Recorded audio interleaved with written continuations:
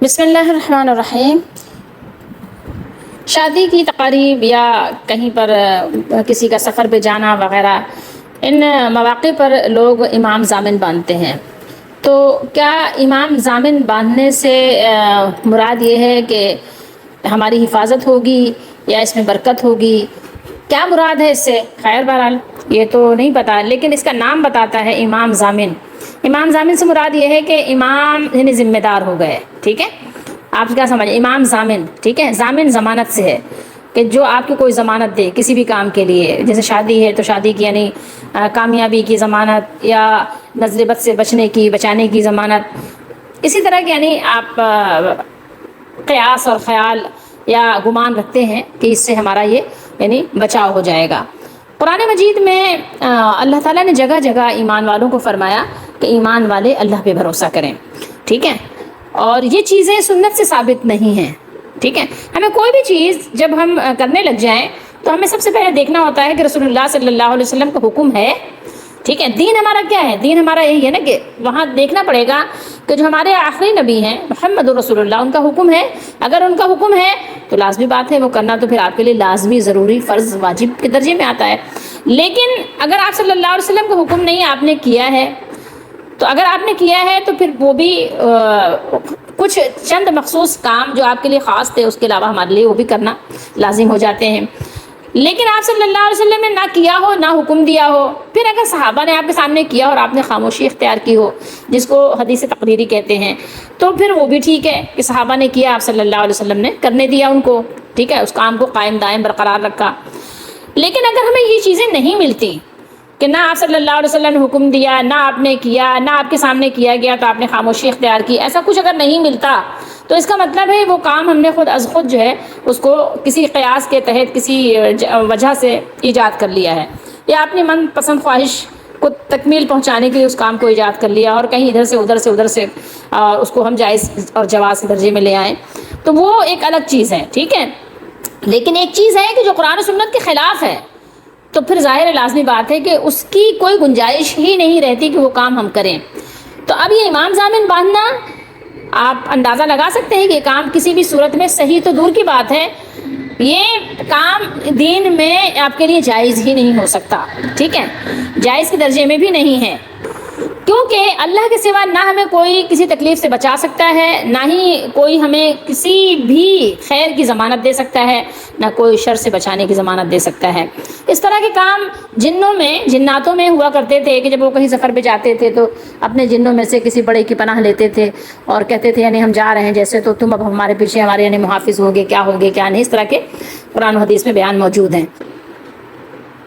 بخاری شریف میں حدیث شریف ہے اور آدھے درجن سے زائد مقام پر یہ حدیث بخاری شریف میں موجود ہے۔ مسلم شریف میں بھی تقریباً کثیر تعداد میں یہ حدیث ہے، اور دیگر محدثین نے بھی اس حدیث کو بیان کیا ہے۔ رسول اللہ صلی اللہ علیہ وسلم فرمایا، جہاں سے میں آپ کو سنا رہی ہوں وہ حدیث نمبر ہے 844، ٹھیک ہے؟ تو رسول اللہ صلی اللہ علیہ وسلم نے ارشاد فرمایا، اللہم لا مانع لما اعطیت ولا معطی لما منعت ولا ينفع ذا الجد منک الجد۔ اور یہ آپ صلی اللہ علیہ وسلم کی اکثر یعنی دعا تھی، جب آپ نماز پڑھ لیتے تو آپ یہ نماز کے بعد یہ دعا پڑھا کرتے تھے۔ آپ یعنی ترجمہ اس کو سمجھیے، ترجمہ کیا ہے کہ اے اللہ، جسے آپ دیں اس کو کوئی روکنے والا نہیں ہے، اور جسے آپ نہ دیں اسے کوئی دینے والا نہیں ہے، اور کسی مالدار کو اس کی دولت اور مال آپ کی بارگاہ میں کوئی نفع نہیں پہنچا سکیں گے۔ کوئی عزت والا، بہت دنیا میں جس کو لوگ عزت والا سمجھتے ہیں، کوئی بہت مالدار، کوئی بہت عہدے والا، اللہ کی بارگاہ میں یہ سب کچھ کام نہیں آنے والا، ٹھیک ہے؟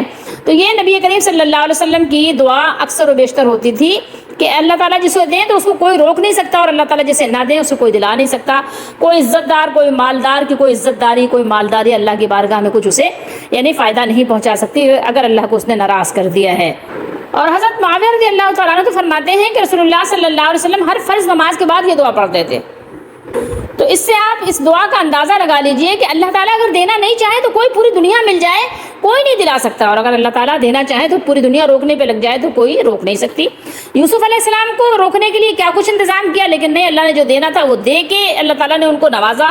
موسیٰ علیہ السلام کی وجہ سے کتنے بچے قتل کر دیے گئے، لیکن موسیٰ علیہ السلام اسی گھر میں پلے۔ تو پوری دنیا کی طاقت، پوری دنیا کا مشینری لگ جائے، لیکن اگر اللہ تعالیٰ کسی کو دینے پہ آ جائے تو کوئی اسے ٹال نہیں سکتا، روک نہیں سکتا۔ ابراہیم علیہ السلام کو جب آگ میں ڈالا گیا تو بخاری شریف میں ہے کہ آپ نے کیا پڑھا تھا؟ حسبنا اللہ و نعم الوکیل، ہمارے لیے اللہ کافی ہے، وہی بہترین کام بنانے والا کارساز بھی ہے، ٹھیک ہے، وہی وکیل ہے بہترین۔ اسی طریقے سے سورہ طلاق میں اللہ تعالیٰ نے ارشاد فرمایا آیت نمبر 3 میں وَمَن يَتَوَكَّلْ عَلَى اللَّهِ فَهُوَ حَسْبُهُ، اور جو کوئی بھی اللہ پہ بھروسہ کرے تو اللہ اسے کافی ہے، وہ اسے کافی ہے، اس کی کفایت کرے گا اللہ تعالیٰ۔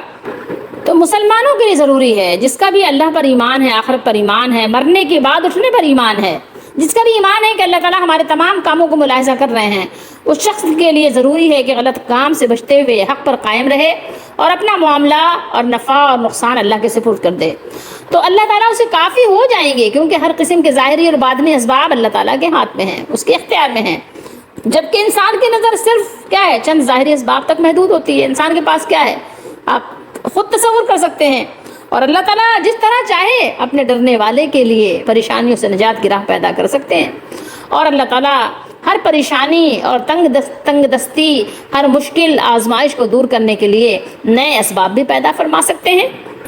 اللہ تعالیٰ قادر ہیں، قدیر ہیں، وہ ظاہری اسباب سے بھی ایسے نتائج ظاہر کر سکتے ہیں جو انسانی عقل کے بالکل برعکس ہو، انسان تصور بھی نہ کر سکے کہ ایسا بھی ہو سکتا ہے، اور اگر وہ اللہ تعالیٰ نہ چاہے تو مجرب سے مجرب بہترین سے بہترین دوا بھی شفا کے بجائے بیماری کا باعث بن جاتی ہے۔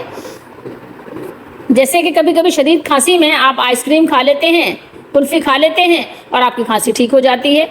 شفا دینے والی ذات اللہ کی ہے، اور ہر بلا سے بچانے والا اللہ ہے، ہر مشکل کو دور کرنے والا اللہ ہے، مشکل کشا، حاجت روا۔ تو جب بھی شادی کرنی ہو، نکاح کرنا ہو، کوئی خیر و برکت کا کام کرنا ہو، دکان کھولنا ہو، سفر پہ جانا ہو، بھروسہ کس پہ کریں؟ اللہ پہ کریں، اللہ پہ توکل کریں، اللہ پہ بھروسہ کریں، اللہ سے مانگیں، اس سے امید لگائیں، تو اللہ تعالیٰ آپ کے سب کام کو بنا دیں گے۔ یہ امام ضامن باندھنے سے، تعویذ باندھنے سے، دھاگے لٹکانے سے یہ کام نہیں بنتے۔ یہ بس صرف یہ ہے کہ انسان کا ایمان، یقین کمزور ہو جاتا ہے اور شیطان کے راستے آسان ہو جاتے ہیں، ایسے میں شیطان آپ پر حملہ آور آسانی سے ہو جاتا ہے اور ہو سکتا ہے۔ اللہ تعالیٰ بہرحال ہمیں ان تمام طرح کے جو اللہ کو ناراض کرنے والے کام ہیں ان سے بچنے کی اور اللہ پر کامل بھروسے کے ساتھ کام کرنے کی، امید رکھنے کی توفیق عطا فرمائیں۔ جیسے یعقوب علیہ السلام کی دعا ہے فاللہ خیر حافظ وهو ارحم الراحمین، فاللہ سو اللہ تعالیٰ بہترین حفاظت کرنے والے، اور وہی سب رحم کرنے والوں سے بڑھ کر رحم کرنے والے ہیں۔